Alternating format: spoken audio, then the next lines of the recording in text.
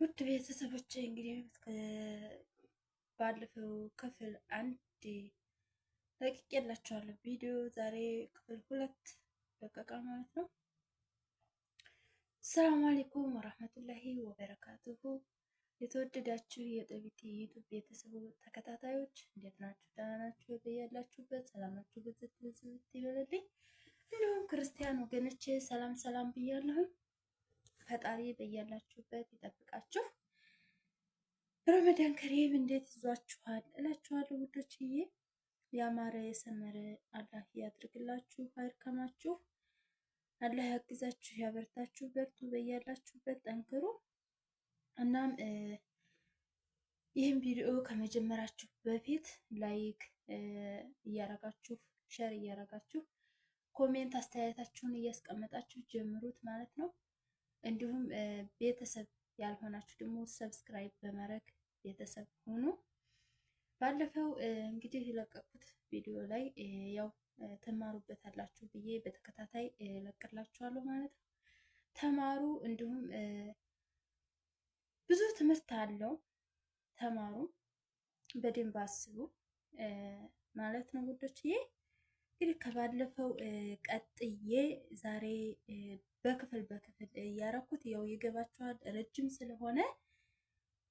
ስለሆነ ያው በክፍል አርጌዋለሁ ማለት ነው።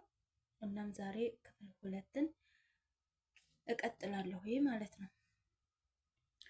እናም ያው ባለፈው እንዳያችሁት ማለት ነው። ያላያችሁትም ተክፍል አንድ ጀምራችሁ መመልከት ትችላላችሁ። ያያችሁትም ደግሞ ተክፍል ሁለት ቀጣዩን ማየት ትችላላችሁ ማለት ነው። ከዛም እንዲህ ትለናለች። ባለቤቴ መጣና አያይዙኝ አለ። አባቴም በዛ ሰዓት ነገሩ እየተባባሰ መጣ። እሱን ያየ ጊዜና እኔን ለመግደል ነበር አባቴ የተነሳው። እንዲሁም ወንድሞቼ በፊት አንደኛው ወንድሜ ደብድቦኝ ቀጠለ፣ ሁለተኛው ወንድሜ፣ ሁሉም ተረባረቡብኝ። ብቻ ምን ልበላችሁ። ከዛም በታጣቂ ብዛት ሩሄን አተረፍኩኝ። ታጣቂዎቹም ቤተሰቦችሽን ትመስያለሽ ወይንስ ባልሽን አሉኝ። እኔም አይ ባለቤቴን ነው የምመስለው ብዬ ተከትዬ እሱን እቤት ሄድኩኝ ጥያቸው። እሾሁም ለሁለት ቀን ያህል እየተለቀመልኝ ወጣ። የተሰበርኩትም ደግሞ በአገር ቤት ወገሻ ታሽቼ ዳንኩኝ። ስለዚህ አባቴም ክፋቱን ቀጠለበት። አጎቴ ኃላፊነቱ ወስዶ ሰጠኝ። እኔም ከባሌ ጋራ መኖር ጀመርኩኝ። አባቴ ላይ ያሉኝን ገንዘቦች በሽምግልና ተቀብዬ ትንሽዬ ሻይ ቤት ከፈኩኝ። በዚህ ሻይ ቤት እየሰራሁኝ እያለ ቀን የሰራሁት ማታ ይቀበለኛል። ኪሳራ እንጂ ትርፍ አላገኘሁም። እንዲህ እያልኩኝ ለ3 ወር ያህል ሻይ ቤት ሰራሁ። 3ኛ ወሬ ትጨርስ እንኳን ትርፍ ላገኝ ቀርቶ አይደለም ኪሳራ በኪሳራ ሆነብኝ። ነገሩ ከበደኝ። ምን ላድርግ? ያለኝ አማራጭ ያለኝን ሻሽጬ ወደ ሰው ቤት መግባት ነበር አማራጭ። እናም የዳቦ ማሽን ብቻ ምን ልበላችሁ፣ የሻይ ቤት እቃዎችን ሻሽጬ የእጄ ስልክ ሳይቀር ሽጬ ወደ አዲስ አበባ መጣሁኝ። አዲስ አበባ መጥቼ ሰው ቤት ተቀጥሬ ገባሁኝ። ሰው ቤት እየሰራሁ 4 ወር ሆነኝ። 4 ወር ከሆነኝ በኋላ አሁንም ተከትሎ ይመጣ። ተከትሎ ይመጣው ካልወጣሽ አታገኘኝም በማለት አስፈራራኝ። እኔም በጣም ስለምወደው እንደማን ብዬ ሰዎችን አሳምኔ ወጣሁኝ። ሰዎችን እህቴ ተቀባይ የላትም ብዬ ነበር የወጣሁት። ከወጣሁ በኋላ ተገናኘን። ከተገናኘን በኋላ ብቻ ምን ልበላችሁ አዲስ አበባን ያዙረኝ ዋለ። ከዛም አሁን መሽቷል አትሄጂም ብሎ አሳደረኝ። ታደርን በኋላ በመነገታው በቃ ልብስሽን አውጭና አንድ ላይ እንኖር አለኝ። እኔም ሂጄ ልብሴን አመጣሁኝ። ሰዎችም በጣም ደነገጡ። እመለሳለሁ ብለሽ አልነበር እንዴ ብለው በጣም ደነገጡ። እንደ ማንም አሰሪዎችን አሳምኔ ልብሴን ይዤ ወጣሁ። 4 ወር የሰራሁባት ገንዘብ አለቀች።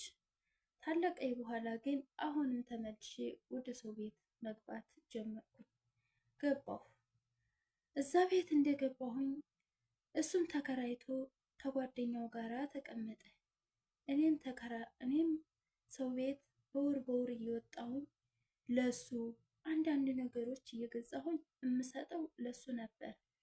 ብቻ እንደዚህ እያልኩኝ 6 ወር መልሼ ሰራሁኝ። ከ6 ወር በኋላ አብረን መኖር ጀመርን። አብረን ስንኖር ግን የማላውቀው ሰው ሆኖ አገኘሁት። እሱም የሚፈልገው ሲኖረኝ ይወደኛል፣ ሲኖረኝ ስሜ ልዩ ነው፣ የሀያቴ የሀቢብቴ የሚለኝ የኔ ቆንጆ። ብቻ ምን ልበላችሁ፣ አንድ ገንዘብ ሳጣ ግን ደሞ አንቺ ሰርተሽ የማትቀየሪ እያለ ብቻ እኔን ያንቋሽሸኛል፣ የበታይ ስሜት እንዲሰማኝ ያደርገኛል። ስለዚህ ከዛም በኋላ የባሰ ሆኖ አገኘሁት። የባሰ ሱስ ውስጥ ገብቶ አገኘሁት። የማላውቀው ሰው ሆኖ አገኘሁት። በስድስት ወር ውስጥ ተቀይሯል። ሱብሃናላህ። ብቻ ምን ልበላችሁ። ከዛም አብረን መኖራችንን ቀጠል። እኔም ተመላላሽ ስራ አፈላልጌ ገባሁኝ። እዛ እየሰራሁኝ እያለ ብቻ እንጣላለን። ያወራኝ ሁሉ ወይንም ላግባሽ የሚለኝ የሚጠይቁኝ ይመስለዋል። ማታ ማታ ያው ዱላ ነው፣ ግን እየመታኝ እኔ ወደዋለሁ። የሚገርማችሁ በኤሌክትሪክ ገመድ ነበር የሚመታኝ፣ ግን እንደዛ እየመታኝ በጣም እወደዋለሁ። ተግርግዳ ጋር ያጋጨኛል፣ ግን እንደዛ እያጋጨኝ እወደዋለሁ። ፍቅር ነው ብቻ ምን እንደሆነ አይገባኝም። ብቻ እሱ ይመታኛል፣ ይቀጠቅጠኛል፣ እኔ ግን በጣም እወደዋለሁ። ምን እንዳደረገብኝ አላውቅም። ብቻ እንደዛ እያልን ኖር። ከ2 ዓመታት በኋላ ጠባችን እየበረታ መጣ። ውጭ ማደር ጀመርኩ። የሚጠቀማቸው ነገሮች ያስፈራሩኛል በጣም። ምኝታ የለኝም። ቀን ትሰራ ውላለሁ፣ ማታ ግን የሚጠቀማቸው ነገሮች ይረብሹኛል፣ እንቅልፍ ይነሱኛል። ብቻ ምን ልበላችሁ። ከዛም እኔም መሳደብ ጀመርኩኝ። እኔ በምሳደብበት ሰዓት መቶኝም ሆነ ሰርቦኝ ከቤት ያስወጣኛል። ከቤት ወጥቼ በረንዳ ላይ አድራለሁኝ። ምክንያቱም አካባቢዎቻችን 2 ሰዓት ከሆነ በኋላ በር ይቆለፋል። መውጫ የለኝም። አማራጭ ኩሽና ማደር ሆነ። ወጥቼ ኩሽና አድራለሁኝ። ኩሽና እያደርኩኝ እያለ ብዙ ቀኖች ኩሽና ማደር ጀመርኩኝ። ከዛ በኋላ ግን የራሴን ውሳኔ ወሰንኩኝ። ውድ ቤተሰቦች እንግዲህ ይህን ይመስላል ማለት ነው። ፍቅር ጅል ነው። ክፍል 3 አሁንም ይቀጥላል። እንግዲህ ከዚህ ክፍል 2 እንግዲህ ይኸውላችሁ ተመልከቱት ማለት ነው። ክፍል 3 ይቀጥላል። እየባሰ ነው ታሪኩ፣ እየባሰ ነው። ከዚህ በጉጉት ጠብቁት ማለት ነው። እውነቴን ነው የምላችሁ። ከዚህ እየባሰ ነው በቃ የሚመጣው ማለት ነው። እንዲህ አይነት ታሪክ አለ ማለት ነው። ህልማችንን፣ መልካችንን፣ ሁሉን ነገር የሚያጠፋ ማለት ነው። ገብቷችኋል? ውሳኔ መወሰን ያለብን መጀመሪያው ላይ መጨረሻው ላይ ሳይሆን እኛ ሳንጎዳ ብዙ ነገር ሳይደርስብን ጉልበታችን ሳያልቅ ውበታችን ሳያልቅ ብዙ ነገር ሳይደርስብን ቶሎ መወሰን አለብን ማለት ነው። ገባችሁ? ፍቅር ጅል ነው፣ ግን ፍቅር ደግሞ በራሱ ጊዜ ይቆርጣል። ግን በራሱ ጊዜ እስከሚቆርጥልን ድረስ መጠበቅ የለብንም። የሚሆነንን ሰው አስቀድመን ማወቅ፣ ይህ ሰው ገንዘቤን ነው እኔን ነው ብለን ማሰብ አለብን ማለት ነው። ማሰብ አለብን መጀመሪያ ሲጀመር ማለት ነው። ማሰብ አለብን። ይህ ሰው የቀረበኝ ምንም ፈልጎ ነው? ተኔ ምን ጠብቆ ነው? ስነ ምግባሬን ነው ወይ? ቤተሰቦችን ነው ወይ? መልኬን ነው ወይ? ገንዘቤን ነው ወይ? ስነ ስርዓቴን ነው ወይ? እኛ እኮ የምንወደድበት በጣም ብዙ ነው።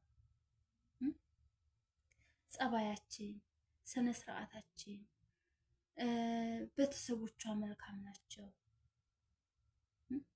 ብዙ ነው መንገዱ እኛ የምንወደድበት። ሴቶች በተለይ ሴቶች አሁን ወንድ ልጅ አቅም ካለው ምንም ይሁን ምንም ወንድ ነው ጠያቂው አይደል? እንደ ሴት ወይንም ሽማግሌ አስልካ ወይንም ደግሞ አፈቀርኩ ብላ ማግባት አትችልም አይደል እንዴ?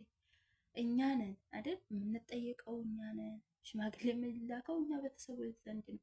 ስለዚህ እኛ የምንወደድበት ብዙ መስፈርት አለ ማለት ነው። እዚህ ጋር ደግሞ ቤተሰብ የመረጠልን በራሳችን መንገድ ከምንጓዝ ቤተሰቦቻችን እኮ ለእኛ ጥሩ ነገር ጥሩ ላይ እንድንወርቅ ጥሩ እንዲገጥመን ነው ዱዓ የሚያደርጉት ማለት ነው። እነሱን መግፋት የለብንም። መቼም ከዚህ ታሪክ አሁን ብዙ ትማራላችሁ ብዬ አስባለሁ ማለት ነው። በተለይ ፍቅር ያልጀመራችሁ እህቶቼ፣ ትዳርን ማንነቱን የማታውቁ እህቶቼ ማለት ነው። ትዳር ያለን ደግሞ ትዳራችን የሰመረ ያማረ ከዱንያ ያ ረቢ እስከ ጀነት አላህ ያድርግልን። አብረን ገባችሁ እና ተማሩ እህቶቼ፣ ተማሩ እላችኋለሁኝ። አሁንም በድጋሚ ላይክ፣ ሼር፣ ሰብስክራይብ በማድረግ ጀምሩት።